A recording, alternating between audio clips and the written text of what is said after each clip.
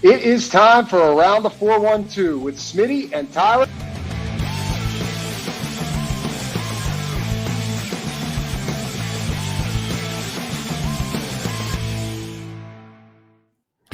Welcome back to another episode of Around the 412. I am Tyler. Unfortunately, Pat is not on this week. Sorry for everybody that was watching last week and expecting the same. No new co-host now. But I am, as always, with me as always is Smitty. This is a Steelers episode. Follow us on all our social medias at Around the 412. Go subscribe to the channel over on YouTube if you haven't already. Go check out that Pat Fryermuth interview if you haven't already. Great interview with Smitty and Pat. Little bromance going on that episode, so it was fun to watch that. Also, check out the description of the shows where you can find all the links to our sponsors. And officially, as of today, as of recording this today, July 1st, it is kicking off year 8 of Rockin' Around the 412. If you're living under a rock and have no idea what that is, it is our Christmas fundraiser. This is year 8 of it. We have raised money over the past 7 years. Now this is 8, where we have tried to provide children in the local 724-412 area codes Christmas. It started with us donating to a children's center in Aliquippa, Pennsylvania, then evolved into us donating to actual individual families and getting them more specific gifts. And then along the way, we've also partnered with the East Rochester Salvation Army and adopted kids off of their angel tree. So there's several ways now to get involved with it. The GoFundMe is just one of those. So if you are interested in helping us out, it's going to be running from now. We started July 1st every single year up until Christmas time, usually about like a week and a half, 2 weeks before Christmas is when we cut the thing off. That way we can get all the gifts sorted out and get them to where they need to be. But if you're interested in that, the GoFundMe link is going to be in the description on every show. It's Smitty's pinned tweet on Twitter already. I'm sure it's going to be our pinned tweet on Twitter already. I'll have a pinned tweet on Twitter already. It's going to be everywhere. You'll hear about it from now until December. But yeah, Rockin' Around the 412 is back. I'm back. One of those is less exciting than the other, but it's great to be kicking off July again. You know what I was thinking about was, well, first off, I'll bring this up in a second, just to stick with the Rock Around the 412 thing, I guess, before we move past that to what else I was going to say. We're going to cross $40,000 raised this year in total when it's all said and done. I feel very comfortable saying that. I mean, with where we're at right now, and honestly, probably already have, if you really want to include the Salvation Army stuff that we really can't account for because we don't know how much people that take a tag are spending. But like, if we wanted to try to guess what they're spending, probably have already crossed that. But between the GoFundMes that we've done over the years, we're going to cross that. 177 kids have had Christmas provided to them thanks to this mission since 2019, not including 2018, because again, like you said, that was the year we did the 24/7 pediatric center that's in Aliquippa. So this thing, I mean, if you've watched or listened to the podcast before when we've been in Rocking Around the 412 season, you know how much this thing means to Tyler and I, and we call it our baby. It's clearly the most important thing that we do, and we're super stoked for it. Means a lot more work on my plate, not necessarily right now. I would say probably October till it runs, like you said, 2 weeks into December really is really when it ramps up and becomes pretty hectic. You know, it'll be interesting to see where my new place is going to be the spot to put all the stuff when it comes from Amazon. But we'll have to, we used to be able to see it accumulate behind you as it got closer to Christmas. I also, as we dive in here, the first thing that I want to talk about with this trade, actually the first thing I want to talk about is the fact that how funny would it have been if Pat was on this week? Would have had a lot more to talk about. Yeah, that's true. Well, first off, it would have been great that you were here, but also with this trade going down, it would have been a lot more interesting of a conversation, I think. But yeah, be sure to go check that out. Obviously talked about Aaron Rodgers and his thoughts on that, going to Malibu to work out with some of the guys, his thoughts on Caleb Johnson, early what he's seen there, just the state of the receiver room, some good stuff that we touched on. So go back and check that out if you haven't already. It's about a 25-minute conversation. I want to give a shout out to Minkah. Behind me, you can see I have Minkah's autographed jersey. I already posted about this, and you know we've talked about it on here a couple times. It's actually in our bio still on Instagram. I just looked today. We were the first Pittsburgh podcast to interview Minkah in the summer of 2020 after the Steelers acquired him in 2019, and was kind of a launching pad for us. I went back and watched that interview to get that clip to do the cut up thing that I wanted to make. And you said even on there, after we were done talking, we were just talking about how thankful we were for the interview and the people that were in the chat have just been a part of the journey. At the time, you said we were close to 5,000 Twitter followers, and we were trying to push for 1,000 YouTube subscribers. Now we have over 15,000 Twitter followers, and have, I think, pretty almost close to 3,000. Yeah, So basically triple both of those numbers since the time that we had Minkah on. And I mean, no, like, trying to take bias out of it in terms of like favorite stuff that we've done. If you're just talking about like high profile stuff that we've done, I think that's at the top. I mean, you talk about a 3-time All-Pro. It was an absolute honor to be able to be the first podcast to have Minkah on following that trade. And it was a great discussion. Spent almost an hour with us. Was willing to go get his charger if we wanted to go longer. And his mom, who it was the one that helped set it up, which I just love that she's the one that handles that type of stuff. That was the best. So, shout out to Minkah. I'm going to miss him. It doesn't, we'll talk about the trade, obviously, and everything like that. But just, I wanted to talk about, what Minkah did for us before we even talk about the player, because that, like I said, I really feel like was a massive launching pad for this podcast and getting to where we are today. For sure. I mean, shout out to his mom again. The fact that she was the one handling his like social media stuff as far as availability to come onto the podcast was awesome. She called him Mink, which I thought was cool because even his Zoom name said Mink Fitz. Yeah, never really see or hear that much outside of like maybe some teammates. So that was awesome. But yeah, just that interview. I remember that interview. I remember having to come home early from something for that interview, and I would say whenever we first started doing interviews, like all the way back in June of 2018, the first couple, it's like a little nervous because we don't really know exactly what we're doing. We're just kind of winging it. It was in Herb's room, and we used a cell phone at the time, not even like a Zoom call or anything like that for the meeting. So it wasn't even face to face. So I remember being like a little nervous for what was going on. And then as we did like some more interviews, just got more comfortable with it. And I wouldn't say necessarily that it was all nerves with Minkah, but just the fact that someone, and you said it, like that high profile of a person that we had on, like he is for sure probably the highest profile player and really just individual that we've had on the show. Like you said, 3-time All-Pro at the safety position, a football player in general. Like obviously, we've had on some like great players like Brian Russ, 2-time Stanley Cup champion, but like football is king. We all know that. And so like having that type of caliber of player on is just, it was awesome. And that honestly, you said it, like it launched so many things for us that got us involved. I don't know if anybody remembers this and throw back to our Manscaped days where we had a Manscaped ad that we would read for a while. That launched us into our partnership and relationship with the Crowworthy guys at the time. Like that, I would say like, even though we were close to 5,000 followers on Twitter and close to 1,000 on YouTube, like the Minkah Fitzpatrick interview is really what I would say put Around the 412 on the map as far as like outside of just our friends and word of mouth from our friends of people knowing who we are. That's where like people actually recognized Around the 412 in the Pittsburgh area, I would say more so. And that was just really cool to see the reaction and the reception to that.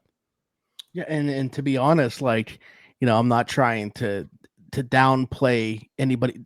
I don't know that it happened a bunch afterwards either. Like, I don't think that he just like was regularly making podcast appearances after that either. Like, I'd be surprised if he did like 5. So we were very fortunate. And it was an awesome opportunity for us, and shout out to Minkah. But let's talk about this trade and why we're even having this conversation right now. Minkah Fitzpatrick goes along with a 2027 5th-round pick to the Miami Dolphins, back to Miami for Minkah, for Jalen Ramsey, Jonnu Smith, and a 2027 7th-round pick. So a pick swap on the back end of that. The way that this trade like leaked, got broken, if you will, very interesting to me. It was just like one piece of information at a time. Found out the Steelers were trading for Jalen Ramsey, and then find out Minkah Fitzpatrick going back the other way. And the way that it was kind of put out was like, oh, is this a 1-for-1 trade? This is very odd for the Steelers to do. And then you find out Jonnu Smith is a part of it, and then there's a draft pick going each way. So I'll be honest, just like want to come up front and say this is a good trade in my opinion for the Steelers. Just said all the stuff that I did about Minkah. and I still think he was a good player. But if you consider Jalen Ramsey and Minkah Fitzpatrick in terms of what they bring to the table, pretty equal, pretty much a wash, then you got Jonnu Smith for basically nothing. And while we can talk about the fit, we're going to dive into that and everything. It's one that I'm curious to see how the Steelers make work. But a team that is just so desperate for pass catchers, how do you pass up the opportunity to make this deal? Like, they are far better, in my opinion, right now from a talent perspective than they were before that trade. Now, if you have questions about how it's going to work schematically and how do these guys fit in, I 100% get that. So maybe ultimately, if things go south, the team isn't necessarily better. But I don't know how you argue that they lost this trade on the surface. Yeah, I agree with you. And when I was trying to portray my feelings about this trade and really think about how I was feeling in its totality, because like you mentioned, little pieces were coming out at a time. Very, very psyched that Jalen Ramsey was going to be a Steeler. We talked about him about maybe a month ago, and we both said that we would love for them to add Definitely him. So didn't think it was going to happen. I didn't think it was going to happen either. Yeah. I didn't think it was actually going to happen either. The fact that it did, pretty cool. And I'm excited about the cornerback room. And that was my first instinct. Like him, Darius Slay, Joey Porter Jr., I felt like very comfortable with our cornerback room, really good strength of the defense. And then seeing Minkah's name go back, obviously our connection to Minkah that we just touched on, that has a little bit of biases to it, but even taking out the biases made me question about what is the safety room going to look like? Is Juan Thornhill is projected to be the starting free safety now.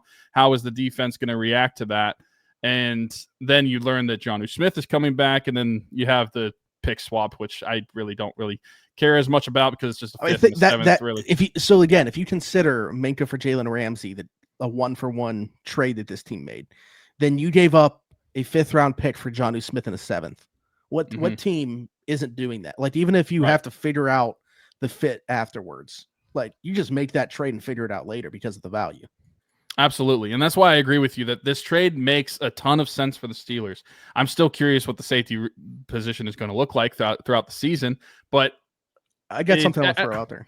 And I want to know what your take is too, because I saw people saying that the Steelers were not going to tenure Minkah Fitzpatrick an extension.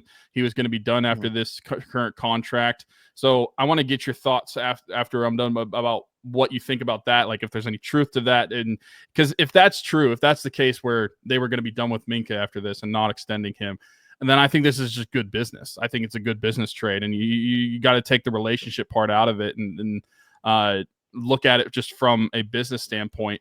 Getting what you got for Minkah in that 5th-round pick, I just think that's a home run if that's actually the case.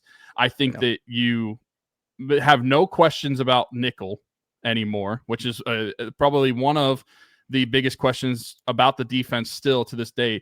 And then like you were just saying about the pass catchers, the Steelers are hungry for them. And I don't really think it matters whether it's a tight end or a wide receiver.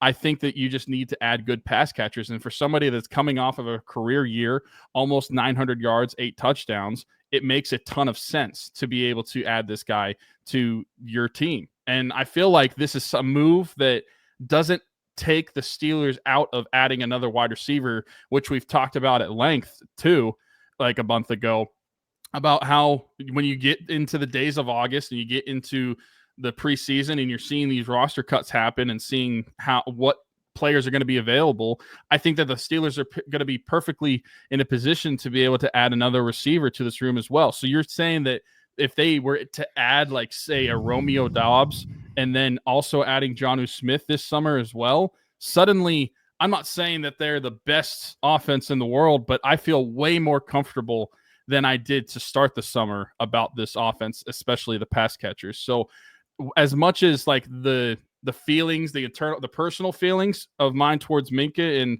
the player that he is and the guy that he was coming on our show, that stings to see him go.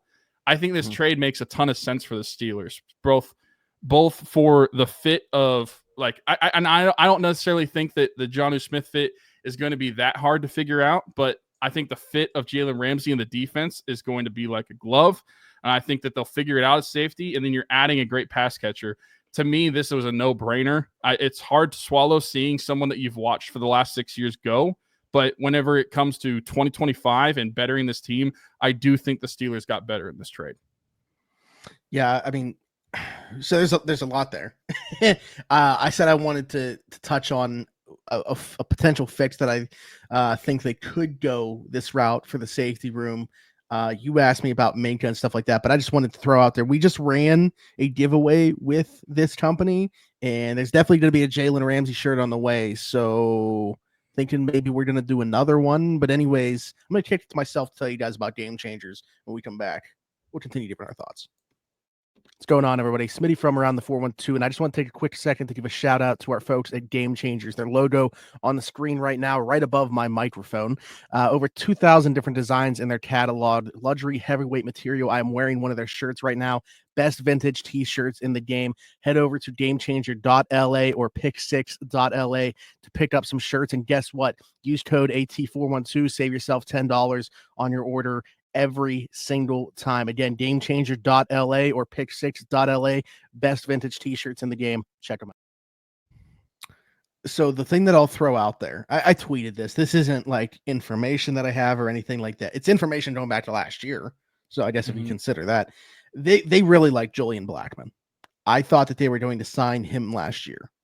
And then obviously to sign Deshaun Elliott. And they would not want a redo on that move. As a matter of fact, Deshaun Elliott being extended tells you everything they need to know about how they feel about Deshaun Elliott. I am curious if they could go back to the Julian Blackmon well now, though, needing another safety. And I hope they do, because I'll be honest, I didn't watch a ton of Colts tape last year. We played them, week 4? So, I had only watched, 3 weeks of them. People are throwing out the Justin Simmons. We played them week 1. So, I didn't watch any of Justin Simmons last year. I know Falcons fans were not thrilled with the return on investment there. I would probably go the Blackmon route just because of youth. And I know I don't think he's going to get the projected contract they have him at on Spotrac, 3 years, $24 million. I don't see that happening. I think, based off him still being available right now, maybe he gets that in 1 year. I would say somewhere between $5 to $6 million for 1 year is probably what he's going to get. But I think that's a route that they could go. As far as the Minkah thing, I mentioned this at the beginning. I think he was still a good player. The thing is, whether it's him or whether it's the defense doing him a disservice, that splash went away the last couple of years. You can't be making $18 million as a free safety without making splash. You can't. Your job cannot be just keeping a lid on things and being a really good tackler and making $18 million at that position. It's too devalued. We talked about the running back position a lot on here. That's the defense equivalent. That and off-ball linebacker. So you got to be elite to make that type of money at that position. I thought Allen's morning rush was really good this morning talking about this. If you're bringing positional value into it, which I think you have to when making this evaluation, if Minkah Fitzpatrick is the 10th best safety in the NFL, if Jalen Ramsey is the 20th best cornerback, he's still more valuable to this team. And I think that's a good point, because positional value absolutely should be part of this equation when evaluating what the returns are for both sides. I find it hard to believe if Minkah would have continued on this trajectory that he would have gotten a new deal. I don't think the team was necessarily looking to trade him or trying to actively trade him, but I think there was consideration the entire time since March. And I think that explains now why we did see some top safety interest in the draft. It makes sense now, right? Mm-hmm. Sure, they didn't draft one. But you could say same approach as receiver, right? They ended up trading away a guy, creating a hole, but they didn't really invest in it in a way that they should have probably done so. And I think you could say the same thing about safety. If they view Juan Thornhill as just a 1-for-1 replacement here, I think that's a massive misstep. I think his best role would be to serve as that third safety, and you go out and still get somebody else. Whether it is a Blackmon or Simmons, I would take either one. I prefer Blackmon personally, but that's kind of where I'm at with that. The receiver thing that I want to mention real quick, because I made this prediction on Afternoon Drive. I'll throw it on here as well, and we'll see if I get cold takes exposed or what happens here. They're going to sign Gabe Davis, in my opinion, in the next 2 weeks. They are, from what I had a conversation with somebody on June 14th. Maybe I'll post the screenshot if this actually comes to fruition. That they are very confident that they're going to sign Gabe Davis. That he's going to choose them. He has at least 4 suitors, but they feel confident that they're going to be his destination. He wants to be here. That he just has to check out. They're going to follow up shortly before training camp. So within the next couple of weeks, I believe my prediction is that Gabe Davis signs with the Steelers. And how do you feel about that? Would you, if you were the GM, would you just say, okay, let's just get this done and sign Gabe Davis, or would you play the waiting game and see what unravel?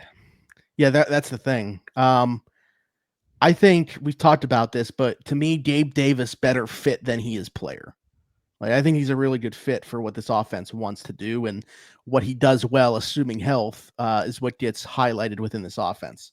One, he plays on the outside. They don't have right now. They don't have a second guy to do that you feel good about. He can stretch the field. What do you mean? They just traded for Jonnu Smith. Yeah. Well, we can talk more about Jonnu too, but like people that think that that's just a replacement for the wide receiver, it's not. Like, no, it's not. He does a lot of good things after the catch. And I guess he could do some like move. I mean, they send him in motion a lot in Miami. He was really good at it. He'll move across the entire formation and get him in motion. But yeah, he's not going to line up at Z and, flex. So he's not going to run a go ball. So Gabe Davis does a lot of things well that Arthur Smith's offense highlights. So I think better fit than player there.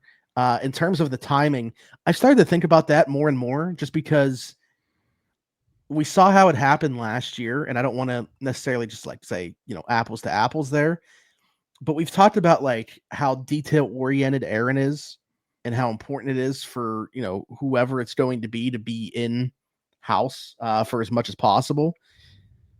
I'd like for that move to be done so somebody could be here for the entirety of training camp.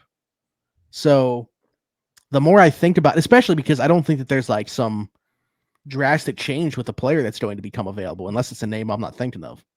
Like Gabe Davis for the vet men, are they going to do better than that? Like, what are the chances that they're going to do better than that, I guess is what I'm asking. Something on the trade market that's like unforeseen. Do they up their offer for one of the Packers guys and that gets it done? That's the thing, is like, I know that they've offered those and the Packers have rejected it, but that doesn't mean like if they counter going one more round higher that they're going to accept it. So I think the Packers, it makes a ton of sense for them to just continue to wait. They don't have to do anything till the trade deadline, really. So I guess to answer your question, yeah, I would be perfectly fine with that at this stage, looking at the state of the wide receiver room with what else I believe is feasible to happen. I would sign Gabe Davis for the vet men.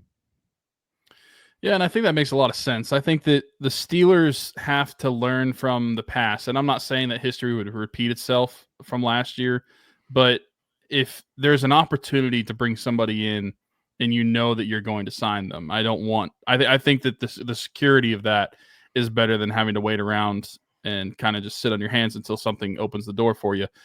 And so I feel like that's a good move. I feel like if Gabe Davis is somewhere in between what he was in Jacksonville and what he was in Buffalo for the vet men, like, I would be okay with that. And if he gets to Buffalo for him, I mean, we're talking about a great signing here. But I also think that you brought up a good point, talking about how Aaron Rodgers, he likes this chemistry. And he brought this up with Pat about like trying to get that down when they're going to this Malibu trip and just throughout the summer, trying to build that chemistry and the camaraderie. And I think that that's a good point. Aaron Rodgers is someone that has always seemed like he has a close relationship with his receivers, and you can see that on the field, like from the eye test too. It's apparent if he likes you or if he doesn't like you. Like, yeah, you can tell the guys that get iced out. Yeah. And so I would think that you'd want a receiver, especially a receiver that you're bringing in to contribute, to be around as long as possible. So I think Gabe Davis would make a ton of sense. If he's actually going to be with the Steelers, I'm open to that. I think that I would feel the most comfortable knowing that just something got done this time around, because we were sitting around until the week before the season started last year until we actually knew that Brandon Ayuk wasn't going to be a Pittsburgh Steeler. I would rather know in July who's going to be a Pittsburgh Steeler and what the wide receiver room is going to look like. And I'm sure that Omar Khan and the Steelers are going to want to too. Yeah, I'd rather have the receiver in place first before the safety, like assuming that they're going to add one at each of those spots, just for the reasons that we talked about. And also, I trust them. I know that they had communication issues last year, which, by the way, that's another thing that I just want to touch on, because, it's this, like, I don't know if disgusting is the right word. I think it is, should be the word used here. Minkah gets traded, and all of a sudden people start, bashing his name, saying that he was the one last year that was being called out by the defense. I mean, how many times have we talked about it? Have other people talked about it? For the love of God, people, number 20, Cam Sutton, is the person that they were talking about. We talked about it the week that happened. Did Minkah at times freelance, if you will? Sure. Cam Sutton was just randomly deciding to blitz at times. And he was out of position all the time.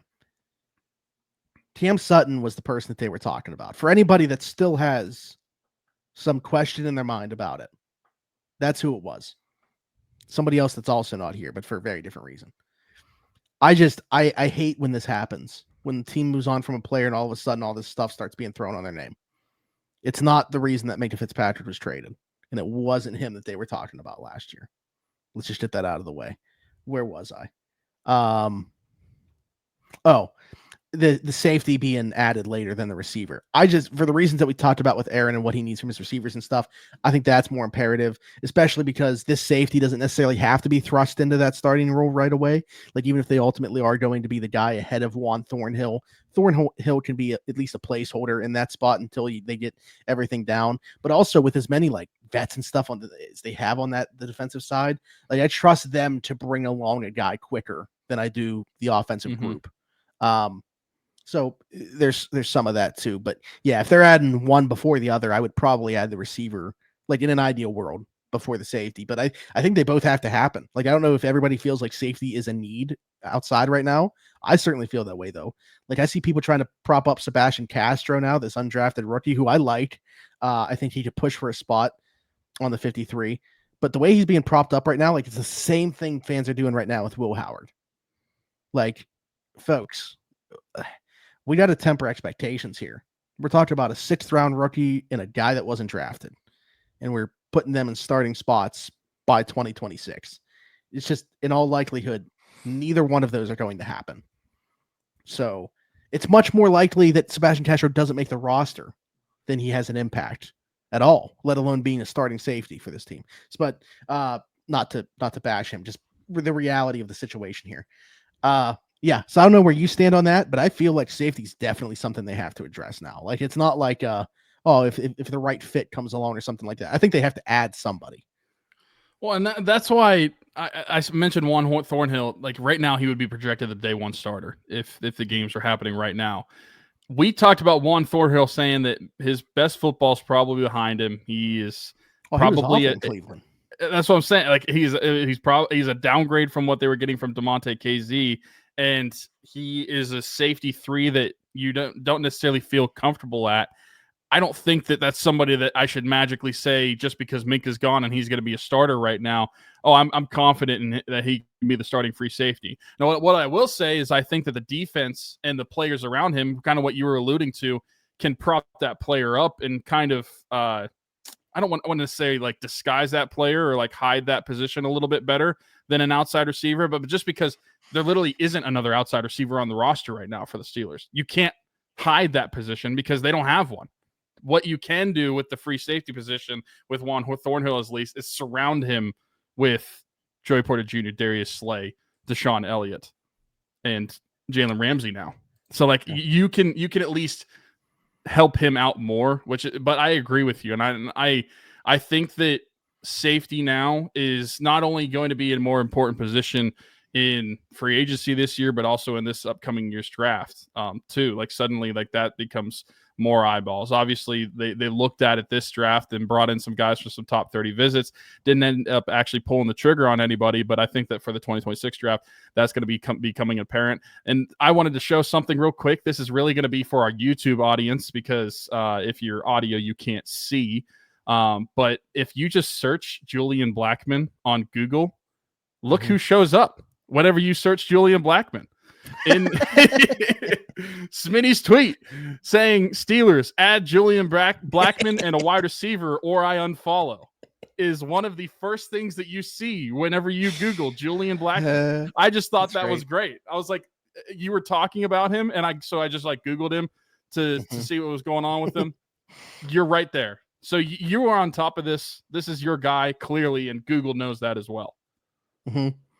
Yeah, again, going back to last year, this is who I wanted in free agency, and certainly I'm not upset about them going the Deshaun Elliott route, but now you have both. All right, let's talk about the fits of these. Actually, we should probably get a second ad in here, and then we'll talk about the fits of Jalen Ramsey and Jonnu Smith. I talked about Sebastian Castro. Again, I don't want to keep harping on this and downplay the guy, but good chance, as opposed to making the roster, he's going to be cut. Smitty from around the 412 here, and while I may not have much hair, the hair that I do have will not be cut by anybody besides Keek at Keek's Barbershop. My friend Christian Circle, been with us since day one. Keek's Barbershop, located 401 Burkitch Way, Suite 2 in Beaver, PA. Download the app The Cut, book an appointment with Christian today, or you can do walk-in with Tony or Ashley. But again, Keek's Barbershop, 401 Burkitch Way, Suite 2 in Beaver, PA. Go check them out. Old school vibe in there. Absolutely love it. Cannot recommend them enough. Wouldn't go anywhere else. Maybe I'll see you there. I want to start with Jonnu because I think that's the one that there's more question about. The things that he does really well are also things that Pat does really well. I've been told, it was thrown out there about him getting like a $12.1 million extension for 2025 or something, or 2026 or something like that. I was told that that's maybe not necessarily true. They might be making that number look a little bit better than what it actually is, but it would be a very interesting number because that's like identical to Pat's number, if that is the case. Again,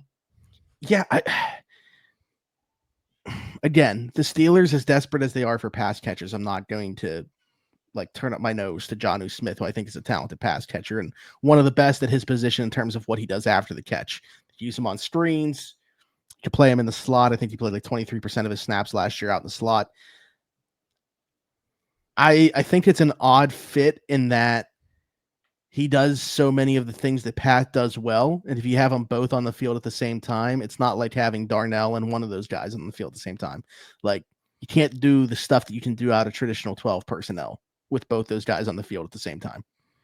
And that's the other question that I have about it is, what does this mean? Like, Darnell's role, you would think, should remain because he's the best blocker out of them, like far and away. But if it doesn't, then to me, there's some real questions and real problems with the utilization of this room going forward. So it's not necessarily on the players. It's the coaches having to figure it out.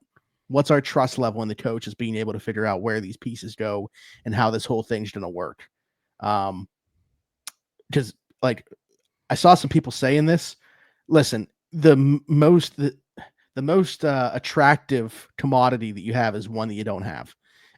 I think people think like Jonnu is like this, some complete tight end. Like, he is worse. He is what people think Pat is as a blocker. Like, he doesn't do it at all. Can't do it.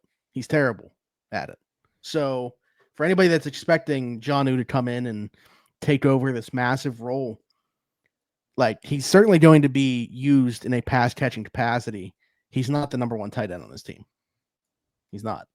And I'm curious to see how he even operates as a number two, because you see the way the teams are paying second tight ends. You see the way that the Steelers used Darnell last year. How does he impact those snaps? How does he impact that usage? I'm very curious as to what this is all going to look like. And again, I think it comes down to, do you trust Arthur Smith? Because that's what's going to stir this drink and make these pieces work. Yes, we talked about this probably going back over a month ago whenever the Jonnu Smith rumors had initially kicked up with the Steelers. And I essentially said that I don't really see why the Steelers would bring him in just trading for him by himself, because to me, he just did a lot of the same things Pat would do. And I just didn't think it made a ton of sense for the Steelers to add essentially the same player. Like if you're looking for a pass catcher, look elsewhere.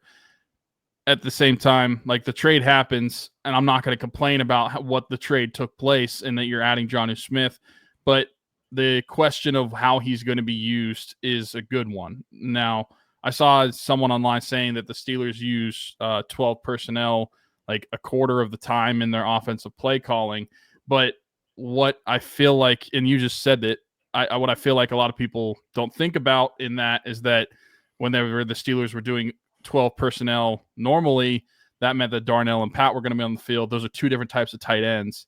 You're not going to have 12 personnel in the same capacity, at least, with Pat and Jonnu on the field at the same time. And so it is curious to me how they're going to utilize him. It does excite me that they have him strictly because it's adding more offensive weapons. And I just think that the Steelers are hungry for that. They need that. And so I'm not going to complain about any of it. But you're right. It is putting a lot of trust into Arthur Smith and being able to utilize him, because when you look at just the mold of the player, you are essentially getting another like Pat Freiermuth, except you said like he's worse at blocking than Pat is. But as far as like what they do offensively, there's a lot of similarities there in like the pass catching ability. And so that's why I'm curious to see how it works out. Like you mentioned in Miami, they did some like motion stuff with him as well. Curious to see if Arthur Smith will incorporate I think in the red zone is where it's going to pay the biggest dividends for all these guys. Like I would love to see Darnell used more. Like I think that's where you got to show, like Steelers were not good at running 13 personnel last year, but I feel like with the addition of Jonnu, maybe they're better suited to do so. It gives you an extra pass catching element within that group, as opposed to Michael Pruitt. It's Jonnu Smith now. So I'm very curious to see what it looks like. And again, I don't think it's an answer to the wide receiver issue, though. So you still got your second guy there. Who's the second wide receiver right now in two wide receiver sets? You having Calvin play on the outside? Is Roman playing on the outside before we even see what he can do inside? Like I don't know. There's a lot of 34-year-old Robert Woods right now. It's very possible. Yeah, I mentioned that. Like, I think I mentioned that on here. Like, I don't think he's going to play as much as Van did last year, but like early on, it's very possible that he is that second receiver. I mean, especially if they're going to run the ball, because he's still a very good blocker. So, yeah, I think that there's a lot of questions about that fit. They got better acquiring him, and I think every team should take that trade just because of what they gave up to get him. But it doesn't mean that it's a seamless fit, and it's so easy to see exactly where this is going. So definitely questions there. Jalen Ramsey is interesting too, just because the whole reason we thought that the Steelers would not be the likeliest outcome out of this for Jalen Ramsey was because you have Joey Porter Jr. and Darius Slay, and he's a guy that can still play on the outside. Were they going to be willing to invest this much into a slot corner? I mean, I guess the answer is yes, and maybe they view him as more. He could play some safety. He can still play on the outside, obviously. Maybe that's the answer. Maybe he's playing outside in base, and Slay is not on the field. And because with how often teams go three wide receivers, how often are we only going to see two of them on the field anyway? So, or maybe Jalen's playing free safety in those looks and then kicks down into the nickel when we see four receiver sets. I'm very curious to see how all this works, but he's one of the most versatile defensive backs. I think he can do so many different things. And, I saw some people have questions about, like, is Terrell Austin the guy to get the most out of him? We had this conversation today on Afternoon Drive, and it's like when Terrell Austin's had good players, I think it's been fine. I think last year, specifically with what he had in the slot, they just were so vanilla in their coverages because there was no trust level. And you saw when they tried to throw anything different, they got burnt. So like they really couldn't do it. But if you feel good about the personnel that they have now, there's no reason to believe that they're not going to utilize Jalen Ramsey to his full capability. So I still think Jalen can go. Some people are calling him washed. No. Did we see him at all last year? Like, I understand he's not going to, go stride for stride with the fastest receivers in the league anymore, but he gets his hands on him at the line of scrimmage, presses him. He's one of the most physical, strong defensive backs still in the league. And his short area burst is like elite, like his recovery within that short yardage. So that's why you'll see him like get really good jams on guys at the line of scrimmage or on the goal line. Very hard to beat in those short areas. Again, I think the Steelers got better in this trade. As tough as it is to see Minkah go and understand they have a hole to fill now, I really don't have a question about, like, I don't know how you come out of this thinking the Steelers are worse unless you really don't trust the way that these fits are going to go. But that's just me. I agree with that. Looking at a breakdown of how Jalen Ramsey has played as far as the slot goes. Last year, 185 snaps in the slot with the Dolphins in 2024. In his career, nearly 1,300 snaps in the slot. But last year, a breakdown, 185. 21, he played like 30, somewhere between 35 to 40% there, which was the most. Honestly, though, probably his worst year. Like, I think what's so attractive about it is his ability to move around. I don't think you want him being a full-time player in one spot. Well, and that's what I was about to say. 185 snaps in the slot, 728 on the boundary, 80 in the box, 33 up on the defensive line, and he actually played one snap at safety last year for the Dolphins. Is this Pro Football Focus? This is according to PFF. It's actually Google's AI overview, but yes, it does attribute it to PFF. So, one snap at safety. So you're telling me there's a chance. The one thing that Alan was saying about that is like their charting is so off sometimes. Like, if you are, what was the example that he used? If you're a corner and it turns to, or no, if you're playing free safety, it turns to a cover one, it ends up getting charted as like a corner or something like that. So yeah, they're charting for snap alignment, I guess, can be off. I don't know anything about that. I mean, I know snap alignment, but in terms of their specific charting and how it goes, he gave an example. I thought it was something along those lines, but anyway, yeah, I think that this is a move made because they like his ability to move around. And ultimately, maybe at some point he is full-time playing safety because he's talked about that. Like just a couple years ago was talking about he believes Prime is the best corner of all time, but Charles Woodson is the best defensive back of all time because of what he was able to do when he transit. Charles Woodson won Defensive Player of the Year at like, what, 30? Was he 33? Somewhere between 33 to 36 years old for the Packers, playing safety, and made a really good transition. We've seen other guys transition from corner to safety in the past as well. I think Jalen Ramsey's the next one to do it. I'm very bullish about what that transition is going to be like when he does make that full-time jump. He was 33. It happened in 2009. But he was a all-pro at 35 years old at the safety position. Yeah. Okay. So obviously very successful transition for him. And I'm super bullish on what the transition is going to be like for Jalen Ramsey there as well. But yeah, I mean, needless to say, blockbuster move here. One of the biggest trades in franchise history. I mean, when they traded for Minkah Fitzpatrick, it was one of the biggest trades in franchise history. This is, I mean, all pro for all pro, other pieces involved, getting another Pro Bowler back. This is a massive trade. Like, I can't think of obviously they've had like Jerome Bettis trade obviously turned out to be as good as it was, but just in terms of like, you look at the trade and just the pedigree going both ways on it. This is up there, if not at the top, in terms of the biggest trades in Steelers history. Sure. I mean, the name value alone, these are like household names that you're talking about with Minkah Fitzpatrick and Jalen Ramsey, adding Jonnu Smith on top of it.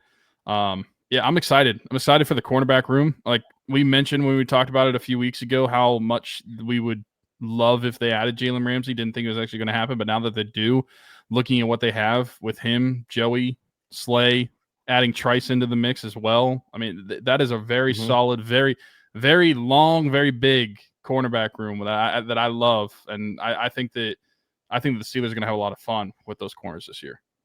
Yeah. We'll see what that means at the safety spot if they do make an addition from the outside there, or just roll with what they have in house. I think they got to add some, like even if Thornhill is going to be the starter, I still think they got to add somebody to that room. And again, how many times have we talked about 3 safety looks and it not coming to fruition for injuries? Now it's just because they traded one of them away. So like this team is hell bent on having this idea that actually never comes to fruition. But either way, did you have anything else you wanted to add? Because I think I'm out. I think that's it. We will have to do a Jalen Ramsey giveaway for Game Changers at some point. We'll see when that's going to be. Number 5. He already put that out there. Yeah. Maybe that will be maybe that will be sometime during training camp, or maybe the end of training camp, start of training camp. We can get that off. I wonder how much Cameron Johnston got paid. Actually, I got an idea because it could be like the off the wall answers that we could get would be great. Who's going to score the first touchdown for the Steelers in the preseason? Because it could be that'd be good. You know, a third string. It could be Rock Taylor. Like, so I think that's what we're gonna do. I like that idea. That would be good. So yeah, could be Sebastian Castro. Pick 6 by Sebastian Castro in the first preseason game. But yeah, I think that's it. Be sure to like, subscribe, hit that notification bell if you were here on YouTube. Leave us a 5-star review and subscribe if you're listening somewhere else, Apple, Spotify, wherever you are getting your podcast from. We are there. Just search around the 412. And whether you're watching or listening, go to the other platforms and do the same thing over there. Completely free. Best way to support us. We appreciate that support, just as we would appreciate if you checked out all of our great sponsors. In the description, all those links are there, including the ones we talked about, Game Changers, Cheeks, and right above Tyler right now, Marcella Electric. Look at that logo up there. And doesn't it just fit so blends well? in. You know, I was thinking about this though. I wonder if maybe we should try to find a way to get rid of the backdrop for it and just have it. But anyways, that's a conversation for another day. Anyways, Marcelo Electric serving Beaver, Allegheny, Lawrence, and Butler County. Hit them up, 724-614-0611. Schedule your service call, residential, commercial. He does it all. Again, Marcelo Electric, 724-614-0611. Down in the description is the link to his Facebook page where you can check out all his work, some pictures of his new van that he just recently got done that we keep talking about, but it does look pretty sick. Talked about, you know what? We didn't talk about the golf outing at the top of this thing. We completely forgot. You know, we were talking about rocking around the 412, and we forgot to bring up the golf outing going on Saturday, August 16th at 9 a.m. at Fox Run Golf Course. This is actually the last podcast that we're going to, Steelers one, that you guys will have watched or listened to where you can register still for this event. So go to the Facebook page down below. Go to the registration from that Facebook page to get your foursome in, because you got to do it by July 5th for the Horace Nickel Memorial Golf Outing, Saturday, August 16th, 9 a.m., Fox Run Golf Course. And then, we talked about the top, but Rock Around the 412 Year 8 officially going on, and we'll be sure to include the link for that as well. Every single penny donated goes directly to giving Christmas in the 724 and 412 areas to the kids, as many kids as we can. Tyler and I never had to worry about Christmas growing up. This is our way of giving back and showing our thanks for the platform that we have, for all that we had growing up. It means a lot to us. So be sure to donate. And if you do, you're going to be eligible to win some great prizes. Obviously, we just kicked this thing off, so no idea what those are going to end up being. Tyler typically does Pens tickets. Those might be like $10 this upcoming season by the time it's all said and done. So we're getting into the prime of those tickets right now. Yeah, so what we'll see. You might even get lower bowl this year. Who knows? Wow. But anyways, go check out all the links that we have in the description wherever you're watching or listening. Be sure to follow us on everything at Around the 412. It's on all social medias other than whatever that one was that people were pushing for a while that we never made one for. Was it Blue Sky? Is that the one we didn't make? Yeah, we didn't make Blue Sky. We had Threads and then got off it in a week. Well, didn't you have to have Threads to have an Instagram? Like, didn't make you make one or something like that? Or no, maybe. Once you made one, you couldn't delete it unless you deleted Instagram. Yeah. You had to keep the account. Yeah. But anyways, follow us on everything at Around the 412 and like us on Facebook, I guess, even though we haven't posted on there in probably years. And then follow our individual accounts as well. Weiler_TH33, Zachary Smith, PGH. For Tyler, for Smitty, this has been the Around the 412 Steelers show. We'll see you next time. Bye-bye.